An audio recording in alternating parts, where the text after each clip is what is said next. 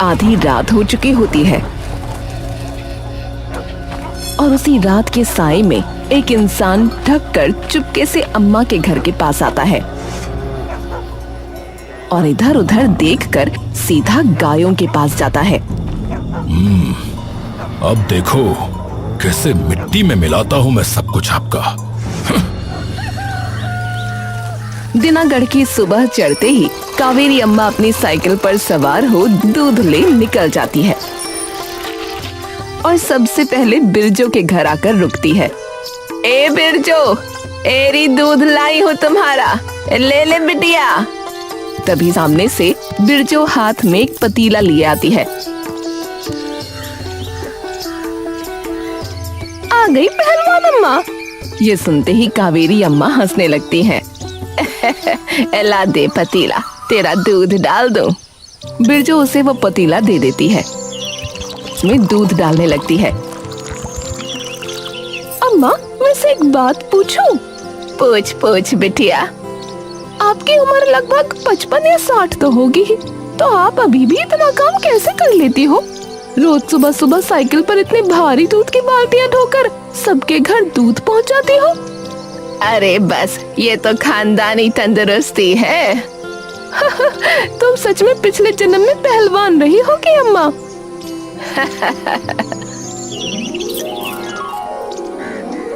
कावेरी अम्मा बिरजो का दूध दे एक बार फिर अपनी साइकिल पर सवार हो जाती है। जैसे ही बाजार में खड़े सभी लोगों की नजर अम्मा पर पड़ती है, सब लोग आदर से उन्हें राम राम और नमस्ते करने लगते हैं। अरे राम राम कावेरी अम्मा। राम राम बिस्वा। बाबूजी कैसे हैं तुम्हारे? अरे एकदम ठीक है अम्मा, सब बढ़िया चल रहा है। अरे पाए लागू अम्मा। जीते रहो जीते रहो। अम्मा एक मुस्कान के साथ वहाँ से गुजर जाती हैं। अरे कमाल है अम्मा, है इतनी उम्र हो गई लेकिन जो सब भी वही जवानी वाला है। अरे और नहीं तो क्या। अरे अम्मा देखो कैसे फुर्ती से रोज साइकिल पर सबके लिए दूध जो है घर पहुंचाती है? और ऊपर से मन की इतनी साफ कि पूछो मत भैया। कावेरी की इस मजबूती की वजह से ही पूरे गांव में वो अम्मा पहलवान के नाम से शुमार थी। लेकिन अम्मा का ये मान सम्मान गांव में रहने वाले विमल सेठ को खूब खटकता था, जिसकी अपनी खुद की दूध की एक डेयरी थी।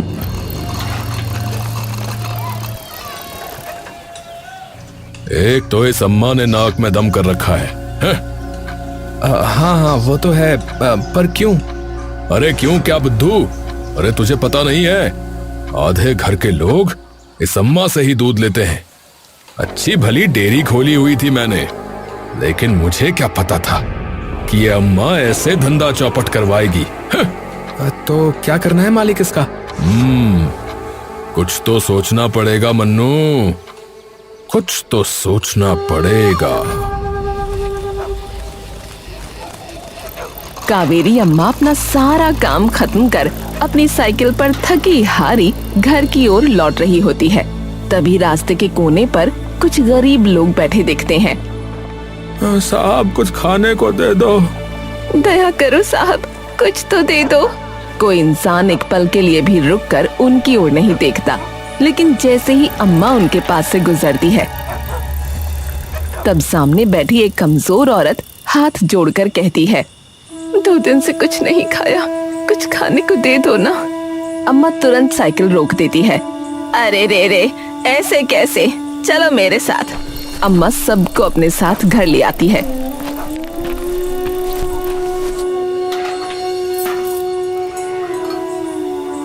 हे राम, आज ये बदन इतना क्यों दुख रहा है।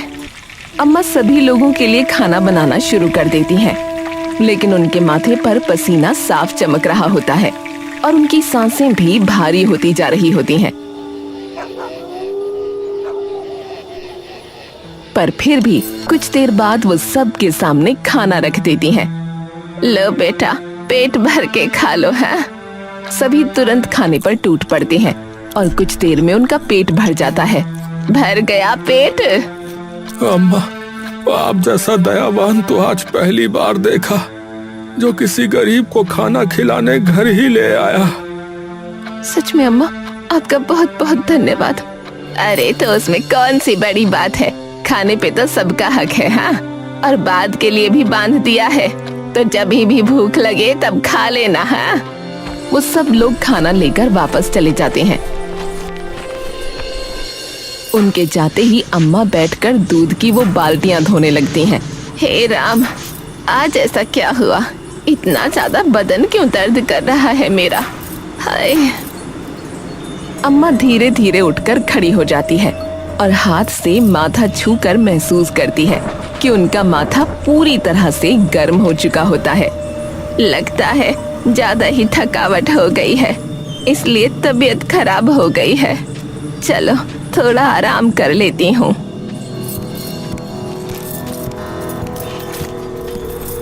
अम्मा जाकर अपनी खटिया पर लेट जाती है, लेकिन थोड़ी देर बाद उनका शरीर फिर से तपने लगता है। ऐसे तो ये बुखार ठीक ही नहीं होगा। अम्मा धीरे से उठकर एक पुराना कपड़ा पानी में भिगोकर अपने माथे पर रखकर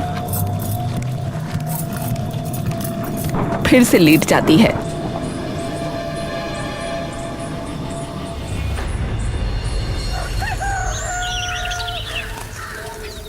सुबह हो चुकी होती है, लेकिन अम्मा की आंख देर से खुलती है और जैसे ही अम्मा की नजर दीवार पर टंगी घड़ी पर पड़ती है तो एकदम से अपनी चारपाई से वो उठ जाती है। अरे रे रे, आज तो बहुत ही देर हो गई।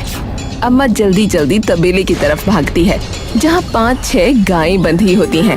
अम्मा तेजी से उनका दूध निकालने लगती है और फटाफट सारा दूध बाल्टी में भर के एक बार अपनी साइकिल पर बैठकर फिर से सबके घर दूध देने निकल जाती है। अम्मा जल्दी से साइकिल रोककर आवाज लगाती है, ए बिरजो, एरिया दूध ले ले बिटिया। बिरजो थोड़ी सी नाराज सी बाहर आती है।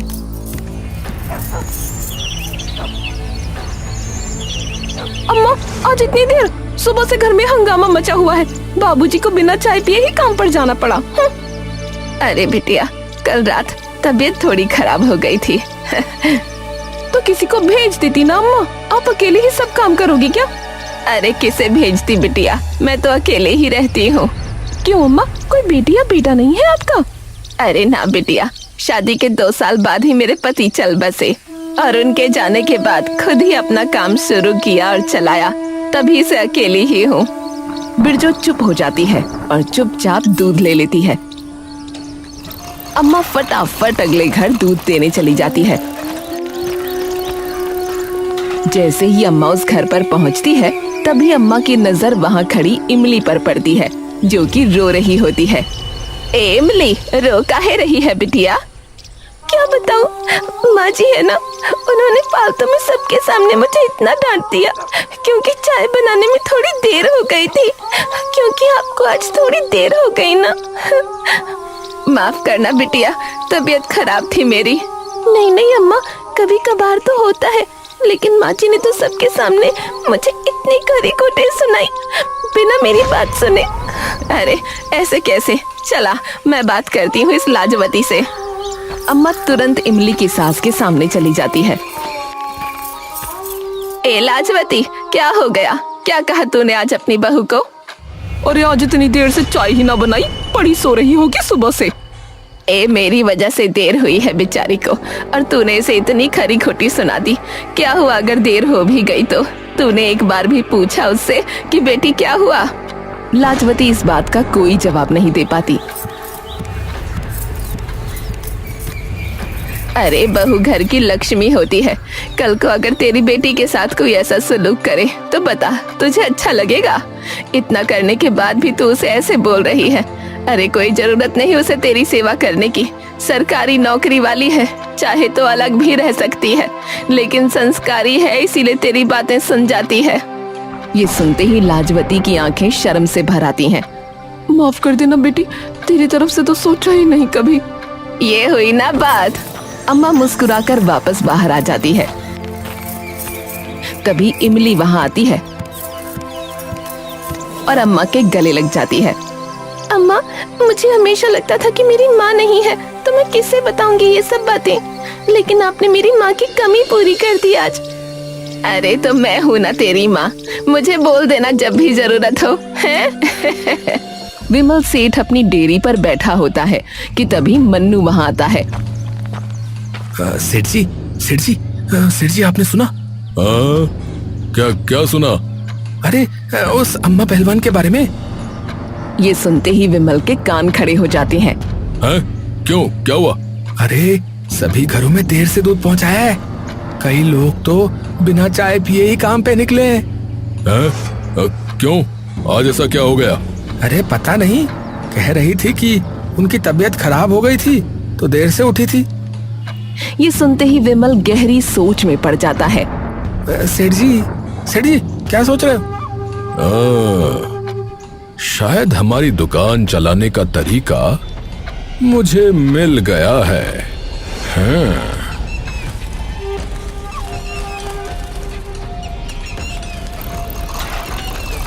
अम्मा एक बार फिर तपते बदन के साथ शाम को थकी हारी घर आती है और आते ही अपने बिस्तर पर लेट जाती है। हे भगवान, ये क्या हो रहा है? अम्मा एक बार फिर अपने सर पर पट्टी रखकर सो जाती है।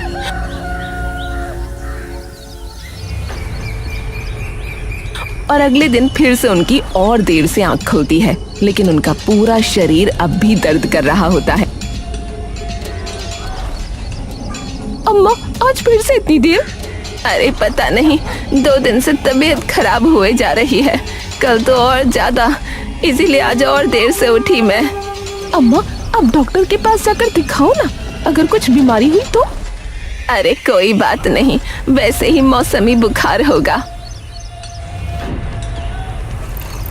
अम्मा उन्हें दूध देकर अपनी साइकिल पर सवार हो फिर से आगे की ओर जाने लगती है, लेकिन जैसे ही गर्मी का प्रकोप बढ़ता है वैसे ही उनकी आंखों के सामने का दृश्य एकदम धुंधला जाता है। अम्मा एकदम से अपनी साइकिल एक बड़े से नीम के पेड़ के पास जाकर रोकती है और उसके नीचे जाकर बैठ जाती है। तभी विमल सेठ, जो कि वहां से गुजर रहा होता है, उसकी नजर अम्मा पर पड़ती है। अरे ये क्या देख रहा हूँ मैं भला? विमल सेठ पूरी फुर्ती से अम्मा के पास जाता है। अरे क्या हुआ अम्मा, ऐसे माथा पकड़ के क्यों बैठी हो? अरे बेटा, कमबख्त इस तबीयत ने जान खा रखी है मेरी। अभी आ रही थी तो एकदम से सर चकरा गया, इसीलिए यहाँ बैठी हूँ। अरे आप तो घर जाकर आराम करो, अब इस उम्र में इतना काम थोड़े ही होता है भला। अरे पर ये दूध बाकी घरों में कौन पहुँचाएगा? अरे अम्मा, चिंता क्यों करती हो? अरे मैं हूँ ना, मैं अपने नौकर को बोल दूंगा, वो ले जाएगा। अरे तुम्हारा बहुत बहुत भला हो बेटा। अरे जाओ आराम से घर जाओ। है आपकी साइकिल भी मेरा नौकर शाम को घर छोड़ जाएगा। है अम्मा मुस्कुराकर अपने घर चली जाती है और विमल तुरंत अम्मा की साइकिल अपनी दुकान पर ले जाता है। मन्नू जैसे ही विमल को अम्मा की साइकिल, तो वो एकदम चौंक कर उठता है। हाँ? अरे सेठ जी, ये आप अम्मा की साइकिल के साथ क्या कर रहे हैं? अरे बहस बाद में, पहले इसके अंदर जितना भी दूध है वो हमारे दूध में मिला दे। चल जल्दी कर। क्या? अरे कम सुनता है क्या? जो बोला है वो कर। मन्नू अम्मा की बाल्टी में से सारा दूध अपने दूध की बाल्टियों में मिला देता है। अब इससे क्या होगा मालिक? अब तू देखता जा कि इससे क्या होगा। विमल सेठ बाजार की ओर निकल जाता है और वहां जाते ही उसे वही बातें सुनने को मिलती हैं जिसका उसे बेसब्री से इंतजार होता है। अरे भाई, पता नहीं अम्मा को क्या हो गया आज। है घर से ही नहीं आई लग रहा है दूध देने, और कल इतनी देरी से आई थी। ऐसे कैसे काम चलेगा? और भैया हमारे घर भी कहाँ है बताओ? हैं? और मेरे नहीं, आज तो कई लोगों के घर पे नहीं आई है। उनकी तबीयत वगैरह खराब है सुना है, तो भूल गई होंगी। अरे तबीयत खराब तो बहुत छोटी बात कह दी भाई। आज दोपहर में मुझे नीम के पेड़ के नीचे लेटी दिखी हैं। है? अरे क्या बात कर रहे हो सेठ? अरे भाई सच कह रहा हूँ। अब देखो, उनकी भी गलती नहीं है, उम्र हो गई है, और इतनी धूप में इतने भारी भारी दूध के बर्तनों के साथ साइकिल चलाना आसान काम थोड़ी ना है। और आगे तो अब और परेशानी होगी जैसे जैसे उनकी उम्र बढ़ती जाएगी। लेकिन उसका मतलब ये भी नहीं है कि लोग उनके इंतजार में बैठे रहें हर रोज। भाई मेरे तो जो ग्राहक होते हैं उनको तो अपना दूध वक्त से मिल जाता है। बिल्कुल हाँ, मेरा नौकर तो जवान खून है, ऐसे फुर्ती के साथ सारे घरों में दूध देकर आता है कि पूछो ही मत। ये सुनते ही वो दोनों सोच में पड़ जाते हैं।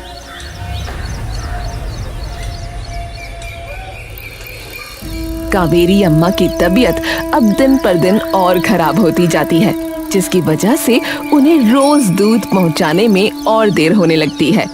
और दूसरी ओर विमल सेठ भी जाकर लोगों के कान भरने लगता है। अम्मा माफ करना, लेकिन आज से हम अपना दूध विमल सेठ के यहाँ से मंगाएंगे। मेरा आपसे कोई बैर नहीं है अम्मा, पर अगर रोज रोज ऐसे ही देर होने लगी तो हमारे घर के क्लेश तो और बढ़ते जाएंगे। अम्मा ये सुनकर अपना सर झुका लेती है और कुछ नहीं बोल पाती। जैसी तुम्हारी मर्जी बेटिया।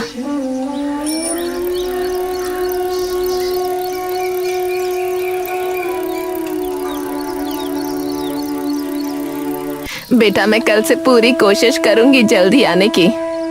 बात वो नहीं है अम्मा, अरे आप तो जानती हैं कि मैं आपकी कितनी इज्जत करता हूँ, लेकिन सुबह सबको काम पर निकलना होता है ना, तो इसलिए जल्दी दूध चाहिए होता है। और आप मुझे जो है माफ कर देना, हमारा दूध हम कल से विमल सेठ के यहाँ से मंगा लेंगे। अच्छा।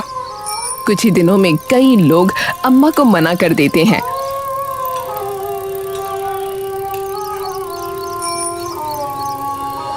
और हर दिन उनकी तबीयत भी और खराब होने लगती है। लगता है अब तो डॉक्टर के पास जाना ही पड़ेगा, वरना ऐसे ही बीमार रही तो सारा काम बंद हो जाएगा। छोटा सा क्लिनिक होता है। अम्मा बेंच पर बैठी है। अम्मा मैंने हर चीज देख ली है और आप बात समझिए कि आपकी अब उम्र हो चुकी है और आप जितनी मेहनत कर रही हैं ये आपके शरीर के लिए ठीक नहीं है। आजकल वैसे ही इतनी गर्मी है। पर डॉक्टर साहब आज से पहले तो ऐसा कभी ना हुआ। अम्मा चुपचाप सुन रही होती है।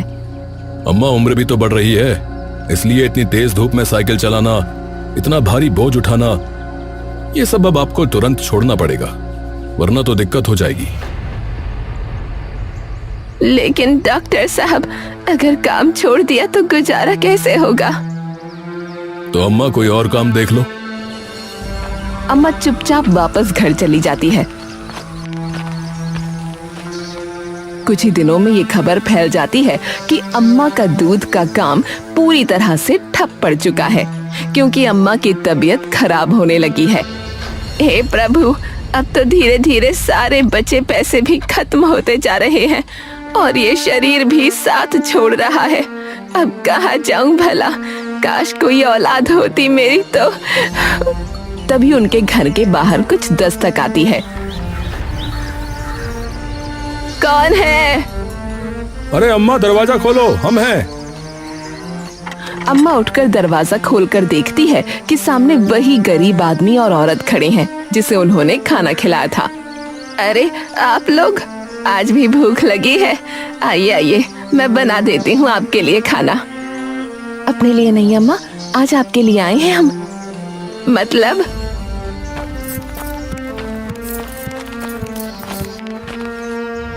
अरे अम्मा, सुना है कि आजकल आपकी तबीयत बहुत खराब रहने लगी है, जिसकी वजह से आप अपना काम भी नहीं कर पा रही।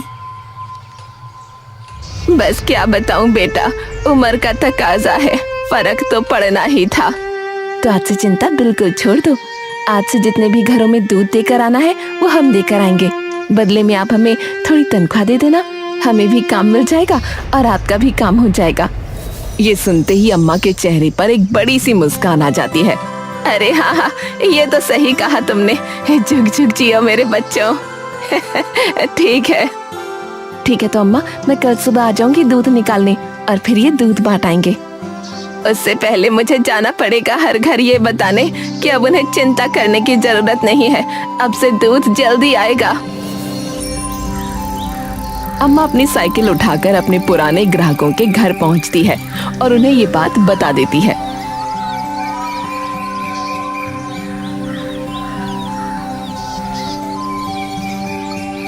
सुबह होते ही वो दोनों गरीब आदमी और औरत अम्मा के घर पहुंच जाते हैं।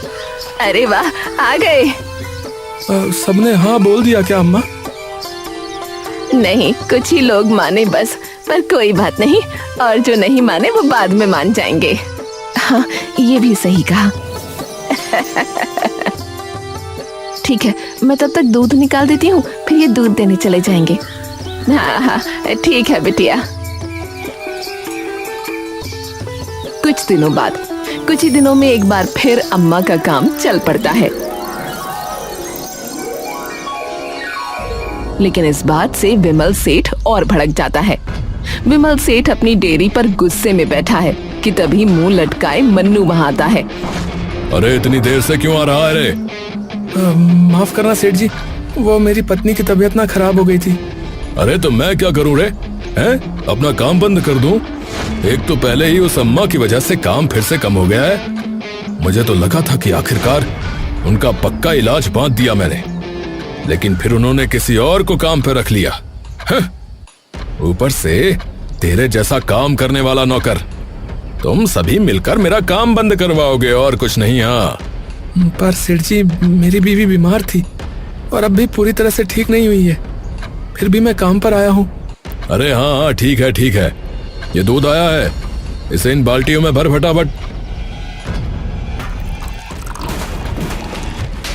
अरे अरे अरे अरे, ये क्या कर दिया रे तूने? अरे निकम्मे, क्या कर दिया? माफ कर दीजिए सेठ जी, वो गलती से फिसल गया हाथ से मेरे। अरे निकम्मे, अरे गलती तो मैंने कर दी तुझे काम पर रखकर। तू वैसे ही देर से आता है और नुकसान और कर दिया मेरा। एक काम कर तू, अब तू यहाँ से जा और कल से काम पर मत आना। जा यहाँ से। नहीं सेठ जी, ऐसा मत कीजिए, आगे से ऐसा नहीं होगा सेठ जी। अरे मैंने कहा ना, जा यहाँ से, मुझे शक्ल नहीं देखनी तेरी। मन्नू रोता हुआ वहां से निकल जाता है। अम्मा धीरे धीरे साइकिल चलाते हुए बाजार की तरफ जा रही होती है। तभी उसकी नजर एक चाय की टपरी पर पड़ती है, जहां मन्नू बैठा रो रहा होता है। अम्मा तुरंत साइकिल रोक कर उसके पास जाती है। अरे मन्नू बेटा, क्या हुआ, रो क्यों रहा है? मन्नू पहले चुप रहता है, फिर बोलना शुरू करता है। क्या बताऊं अम्मा, घर पर बीवी की तबीयत खराब है और आज सेठ जी ने भी काम से निकाल दिया। पर क्यों? गलती से दूध गिर गया था, बस उसी बात पर। अम्मा कुछ देर तक मन्नू की ओर देखती रहती है। तुम एक काम करो, कल से मेरे लिए काम करो। हाँ? आपके लिए अम्मा? हाँ, मेरे लिए, क्यों नहीं करोगे? मन्नू के चेहरे पर हल्की सी मुस्कान आ जाती है। हाँ अम्मा, मैं करूंगा, जरूर करूंगा अम्मा, जरूर करूंगा। ठीक है, कल सुबह जल्दी आ जाना। हाँ।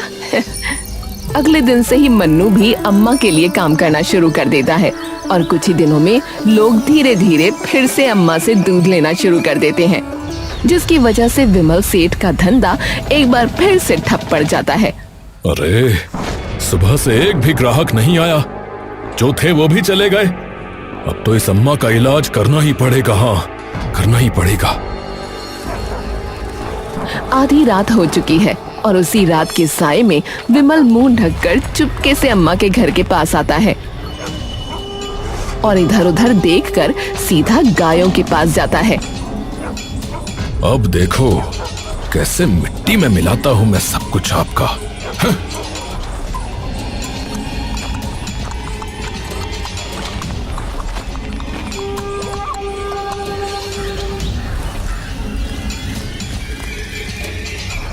अरे रे, मेरी गाय कहाँ गई? मेरी गाय! हाय! अम्मा घबरा कर इधर उधर देखने लगती है, लेकिन उसे एक भी गाय कहीं नहीं दिखती। अम्मा चुपचाप अंदर आकर बैठ जाती है।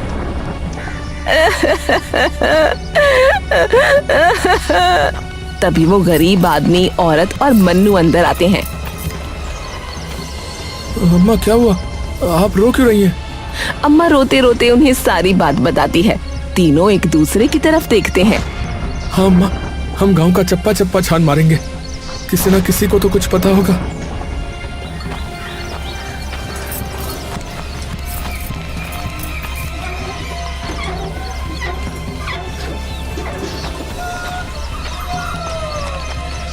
सुबह से शाम हो जाती है, लेकिन तीनों में से किसी को भी अम्मा की किसी गाय का कोई पता नहीं लगता। अम्मा किसी ने भी नहीं देखा। ये सुनते ही अम्मा फिर से रो पड़ती है। ए राम, अब क्या होगा? मेरे पास तो इतने पैसे भी नहीं कि नई गाय ले आओ। अम्मा पर ये हुआ कैसे? क्या किसी ने चोरी की है? तभी मन्नू को एकदम से आभास हो जाता है। अम्मा मुझे पता है कि ये किसने किया है। ये सब विमल सेठ का काम होगा। लालची कहीं का, इसकी तो अभी के अभी थाने में रिपोर्ट लिखानी पड़ेगी। हाँ सच में। सभी लोग तुरंत विमल सेठ की कंप्लेंट थाने में दर्ज करवाते हैं।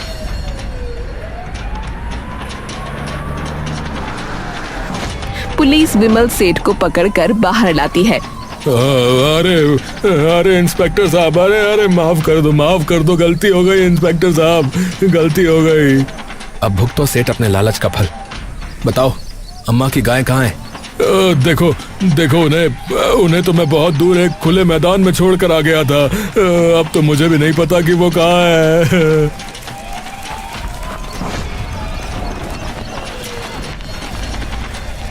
अम्मा चुपचाप चिंता में बैठी होती है। अब क्या करूं? कहां से लाऊं इतने पैसे? ऊपर से तुम लोगों का काम भी चला गया। चिंता मत करो अम्मा, कुछ ना कुछ जरूर हो जाएगा।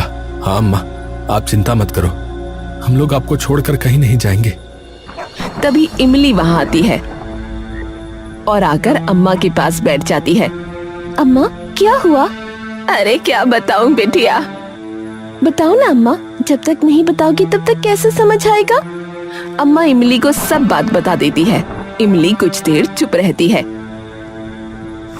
अम्मा ये लो, इससे 4-5 गाय आ जाएंगी। अरे नहीं बेटिया, ये कैसे ले लूं मैं? ये तो तुम्हारे हैं। क्यों अम्मा, आपने ही तो कहा था आप मेरी माँ हो। फिर बेटी अपनी माँ के काम नहीं आएगी क्या? अगर बेटी नहीं आएगी तो कौन आएगा? अम्मा की आंखें भर आती हैं। धन्यवाद बेटिया, तुम सबका ये एहसान मैं कभी ना भूलूंगी। अम्मा ये सब आपके कर्मों का फल है। आपका दिल इतना साफ है, इसीलिए आज सब आपके साथ खड़े हैं।